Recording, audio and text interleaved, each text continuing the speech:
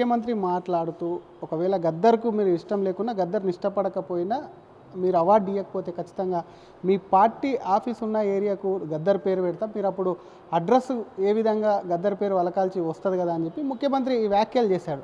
నిజంగానే ఇది రాజకీయంగా కూడా ముఖ్యమంత్రికి లబ్ధి చేకూరుతుందా, లేదంటే బీజేపీని డిఫెన్స్లో పడేయడానికి అంటారు? బీజేపీని డిఫెన్స్లో పడేయడం కోసం కాదు, ఆయన అఫెన్స్లో పడడం కోసం చేశాడు.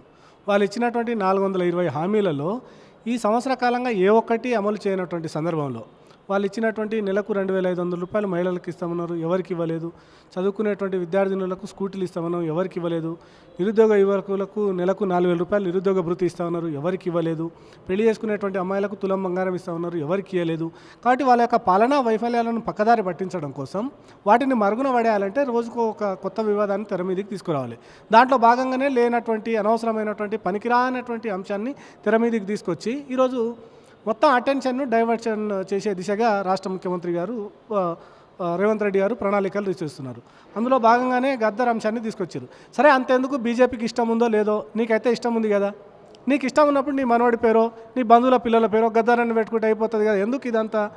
అసలు ఆ పద్మ అవార్డు ఇస్తారా ఇయ్యరా తర్వాత సంగతి. నువ్వైతే నీ ఇంట్లోకెళ్ళి ఆ ఉద్యమాన్ని ప్రారంభించు. లేదా నీ కాంగ్రెస్ పార్టీకి దాని మీద అభిమానం ఉంది, గద్దర్ మీద అభిమానం ఉంది, గద్దర్ మీద ప్రేమ ఎక్కువైంది.